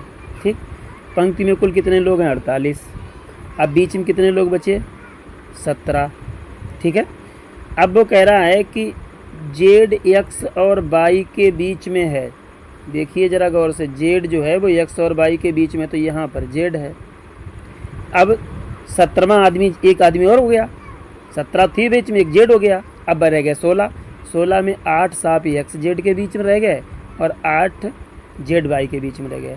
ठीक है, जेड एक्स के बीच में 8 और जेड वाई के बीच में 8। ऑप्शन नंबर 3 को टिक करेंगे। नेक्स्ट क्वेश्चन, एक कतार में 37 बच्चे दक्षिण दिशा की ओर मुंह करके खड़े हैं। ये कतार है भाई, 37 बच्चे दक्षिण की ओर मुंह करके खड़े हैं। कह रहा है कि आर टी के दाहिने 8वें स्थान पर, आर ये रहा और टी ये रहा। ठीक है, ये चौथे स्थान पर है, 8वां स्थान है। यहाँ से 1 2 3 4 5 6 7, जो भी मान लीजिए, यहाँ लिख लीजिए 8वें स्थान पर है यार। ठीक है, जो डी के बाएं 14वें स्थान पर है, कौन भैया? ये वाला टी। यहाँ पर जो डी है ये डी के बाएं है, इधर बायां है, ये 14वें स्थान पर है। यहाँ से यहाँ तक 14 लोग हैं। ठीक, तो अब कह रहा है उस पंक्ति में डी और आर के बीच कितने बच्चे हैं, ये बात पूछ रहा। डी और आर के बीच में पूछ रहा। देखिए टोटल 14 हैं, 14 में से यहाँ से 14वें स्थान पर ये खड़ा हुआ है, यहाँ पर 14वें स्थान पर खड़ा हुआ है। तो अब 8 तो ये इधर हो गए, ये वाले 8 हो गए, टी और आर के बीच में 8 हो गए, टी और आर के बीच में 8 हो गए। 14 में से इस 8 को घटा दीजिए, कितने बचे? 6 व्यक्ति यहाँ पर बचे। लेकिन अभी क्वेश्चन हल नहीं हुआ। 6 व्यक्ति बचे, उसमें से एक ये डी है। अब बीच में कितने? 5 ही तो बचे। 5 में कोई है? ऑप्शन नंबर 2 चला जाएगा 5 में सही। ठीक है, नेक्स्ट क्वेश्चन, लड़कों की एक पंक्ति में सचिन बाएं से 11वें स्थान पर। ये लड़कों की पंक्ति है। ठीक है, और सचिन कहाँ है? बाएं से 11वें स्थान पर है। यहाँ पर हैं सचिन और इनका स्थान इधर से है 11वां। कौन सा? 11वां स्थान है इनका यहाँ से। ठीक है, अब कह रहा है राज दाएं से 7वें स्थान पर। ये रहे साहब राज, इनका इधर से 7वां स्थान है।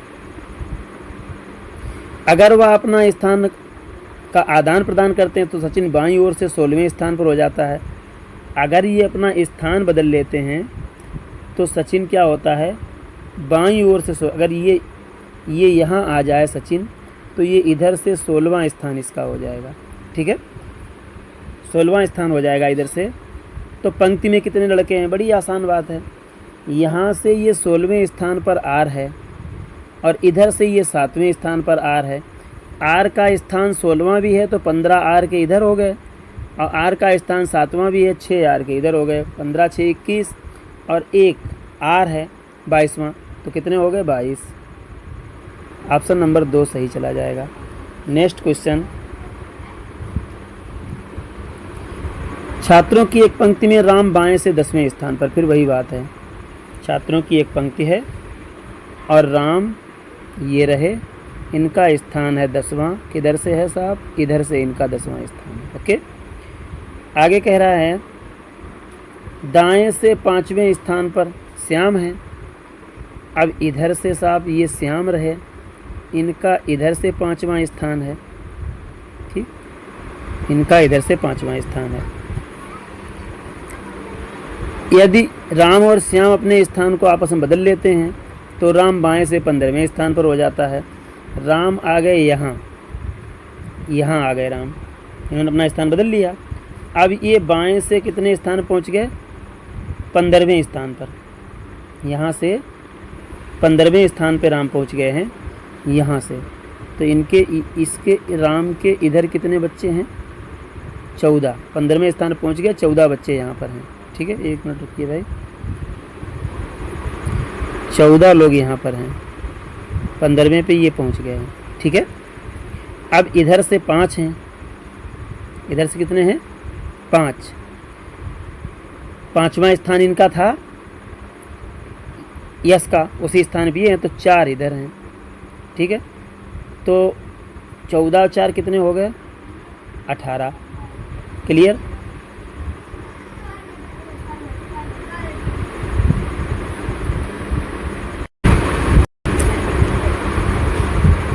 तो भाई चला गया, अब इसको दोबारा बताना पड़ेगा हमें। देख लीजिए, ये रही पंक्ति और इसमें 10वें स्थान पर राम, ये राम रहे, इधर इनका 10वां स्थान है, और ये रहे श्याम, इनका इधर से 5वां स्थान है। ठीक है, अगर इन्होंने स्थान बदल लिया, यहाँ पे आ गए राम, अब स्थान बदलने के लिए इन्हें क्या करना है, यहाँ पे आ गए राम, ठीक है, और यहाँ पे आ गए श्याम। अब ये 10 इधर हो गए, अब इनका स्थान यहाँ से यहाँ तक कौन सा हो जा रहा है? यहाँ से यहाँ तक इनका स्थान कौन सा हुआ जा रहा है? कह रहा है कि इनका स्थान 15वां स्थान हो जाता है, तो ये 15वें स्थान पर हो गए। ठीक, और इधर से इनका स्थान कौन सा है साहब? इस तरफ से इनका स्थान जो है अभी हम बता चुके 5वां स्थान है। ठीक है, 5वां स्थान था, चूँकि ये इन्होंने यश का स्थान लिया है, श्याम का स्थान लिया है। तो अब 15 में 5 जोड़ दीजिए, कितने हो गए? 20 हो गए। अब उसमें से इधर 15वां स्थान है आर का, तो इधर 14 ही तो बचे हैं, आर सहित 15वां है, और इधर 5वां स्थान है, तो इधर 4 ही बचे हैं। 14 4 18 और 1 आर, ये कितने हो गए? 19 हो गए। ओके, 19 हो गए हैं। चलिए भाई, और 19 में एक ये यश वाला जोड़ दीजिए, अब ये हो गए 20। इधर से 10वां स्थान है, अभी हम बता चुके हैं इधर से 10वां स्थान है, तो वो 20 में से वो 10 घटा दीजिए, अब कितने बचे? 10। वही ऑप्शन सही होगा। नेक्स्ट क्वेश्चन है, राजन रमेश से छोटा है। ये रहे राजन और ये रहे रमेश। नहीं, रमेश से छोटा है तो रमेश ऊपर जाएंगे। राजन रमेश से छोटा है, जो जॉर्ज से लंबा है। अच्छा, राजन रमेश से तो छोटा है, ठीक है, लेकिन जॉर्ज से लंबा है, तो यहाँ आ गए जॉर्ज से लंबा है तो जॉर्ज नीचे आ गए। उनमें सबसे छोटा कौन है? ये सबसे छोटा जॉर्ज ही तो आ गया नीचे। नेक्स्ट क्वेश्चन, सी के पास ई से ज़्यादा रुपए हैं। सी के पास ई से ज़्यादा रुपए हैं, तो सी को कर दिया ऊपर। ई के पास बी से ज़्यादा पैसे हैं, रुपए नहीं सॉरी पैसे हैं। ई के पास बी से ज़्यादा पैसे हैं, ई के पास बी से ज़्यादा पैसे हैं, तो बी इनके नीचे आ गए। सी ए के बाद दूसरा सबसे धनी है। सी ए के बाद दूसरा सबसे धनी, यानी ए के बाद सी धनी है, ए सबसे ऊपर हो गया। ए बी सी ई में किसके पास सबसे कम धन है? बी के पास सबसे कम धन है, बी ऑप्शन हमारा सबसे नीचे जा रहा है। ठीक है, चलिए नेक्स्ट क्वेश्चन,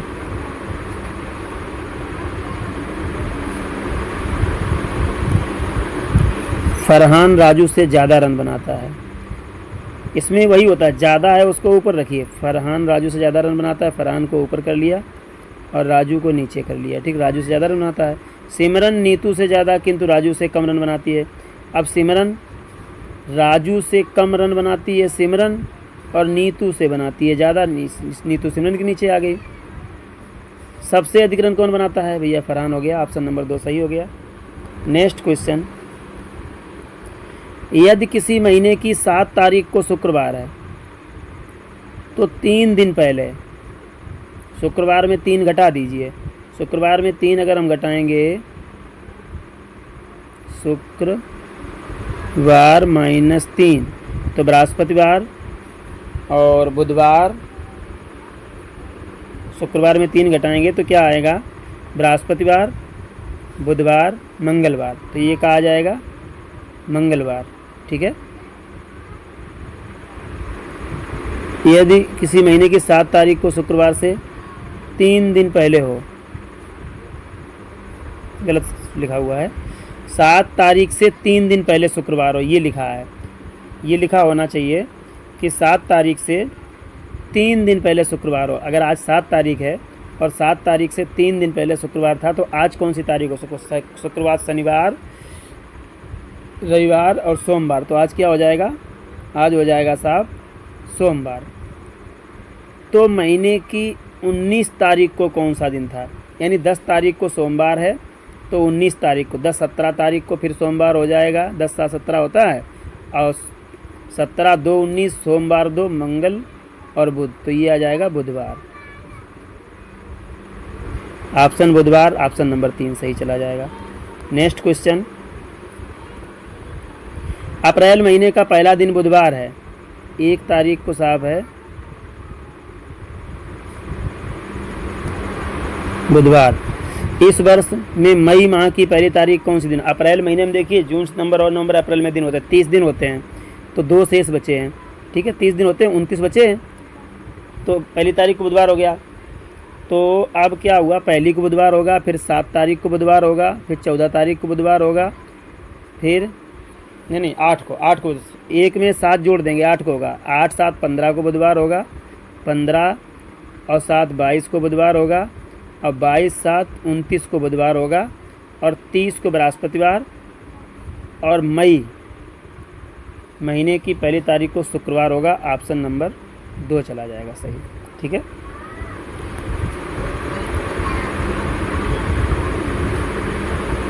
क्वेश्चन नंबर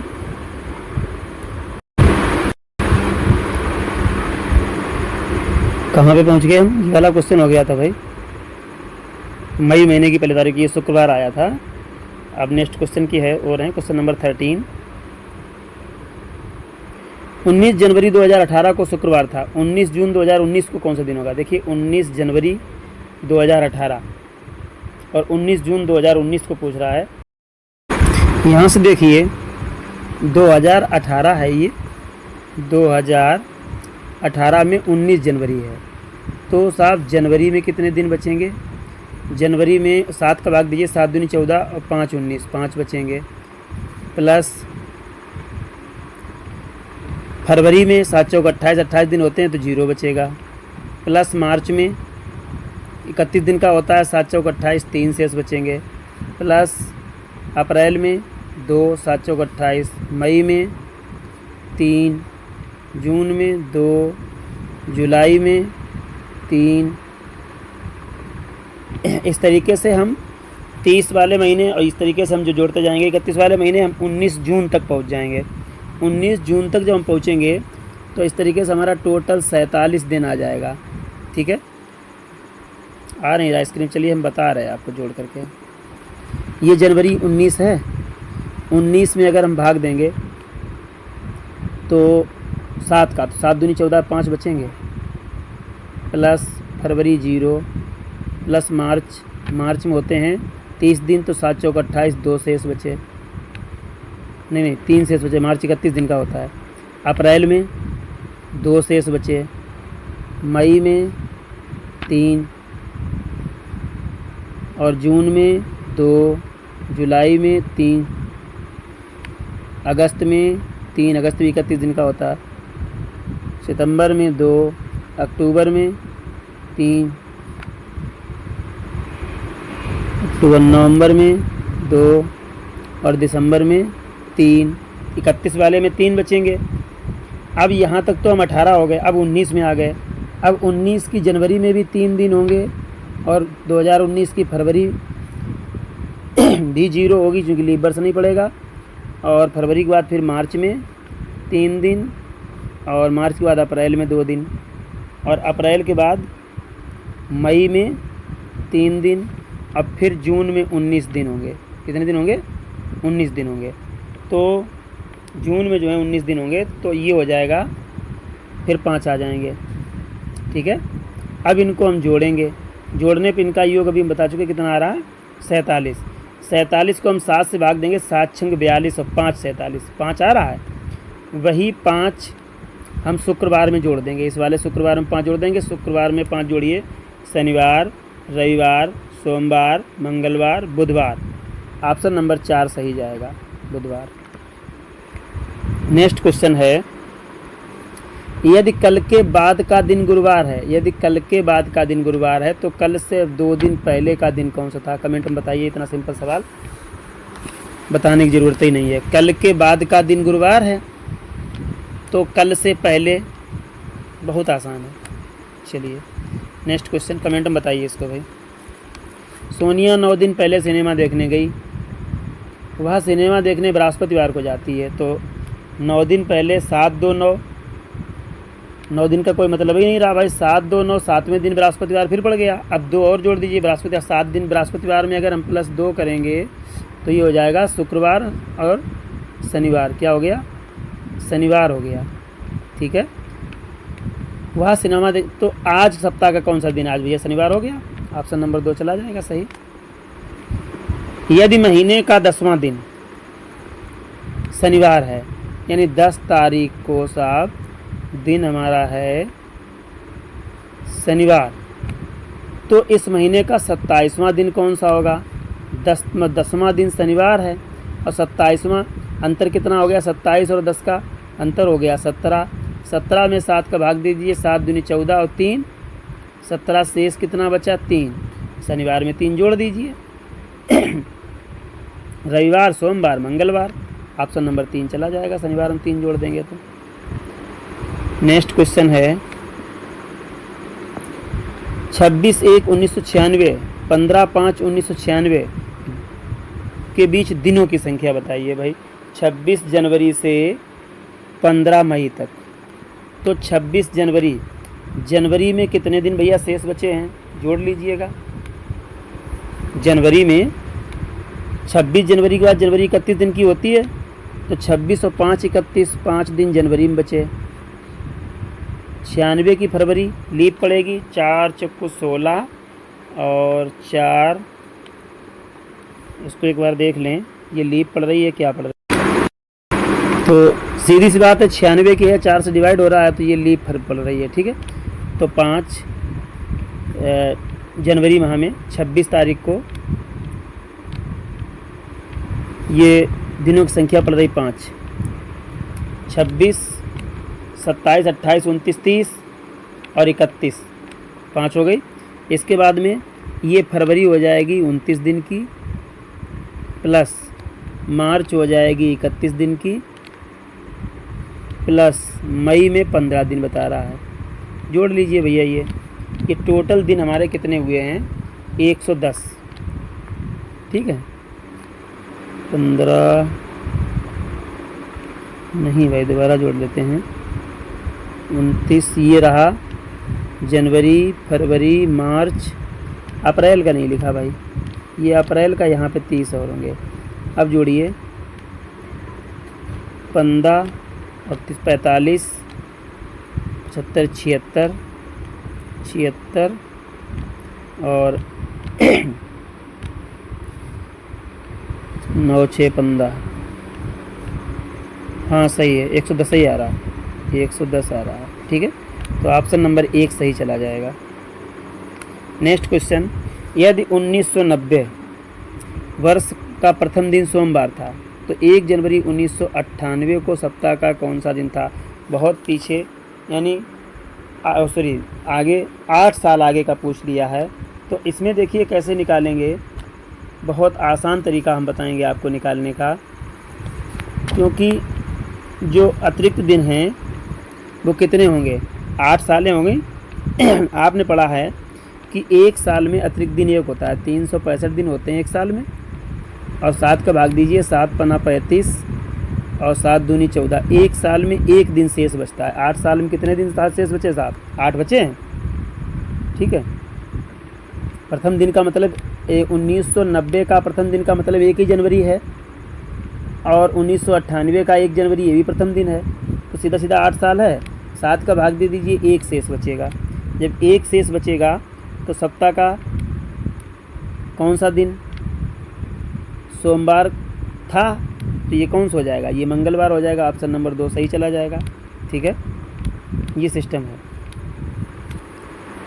एक मिनट यहाँ पर हमने लीप वर्ष नहीं जोड़े हैं भाई। 8 हैं, 8 में 2 लीप वर्ष पड़ जाएंगे, तो ये हो जाएंगे 10, क्योंकि लीप वर्ष में 65 के बजाय 66 दिन हो जाते हैं। फरवरी 29 दिन की पड़ जाती है, तो वही 2 हो जाएंगे। 8 बजे 10 हो जाएंगे, तो यहाँ 3 शेष बचेंगे, और जो 3 शेष बचेंगे 10 में 7 का भाग देंगे, तो सोमवार में 3 जोड़ दिए, सोमवार के बाद मंगल, बुध, बृहस्पति, गुरुवार आएगा। ऑप्शन नंबर गुरुवार इसमें है, हाँ ऊपर है, ऑप्शन नंबर 1 जाएगा सही। चलिए नेक्स्ट, यदि आज के 2 दिन पहले रविवार था तो आज के 2 दिन बाद कौन सा, बड़ी इजी क्वेश्चन है, इसको भी नहीं बताएंगे भाई। अगला, इनको कमेंट में बताइए जो इजी क्वेश्चन है। यदि महीने की 15 तारीख को सोमवार था तो 27 तारीख को कौन सा दिन है। क्वेश्चन हमें लग रहा रिपीट हुआ। 15 तारीख को सोमवार था, नहीं रिपीट नहीं हुआ, मिलता जुलता है इससे। सोमवार था। 27 तारीख को पूछ रहा है साहब कितना अंतर हुआ 15 और 27 में, तो ये हो गया 12 दिन का अंतर। 7 का भाग दे दीजिए, 7 एकम 7 5 12, 5 दिन शेष हुए, 5 दिन जोड़ दीजिए सोमवार में। मंगलवार, बुधवार, बृहस्पतिवार, शुक्रवार, शनिवार। ऑप्शन नंबर 2 चला जाएगा सही।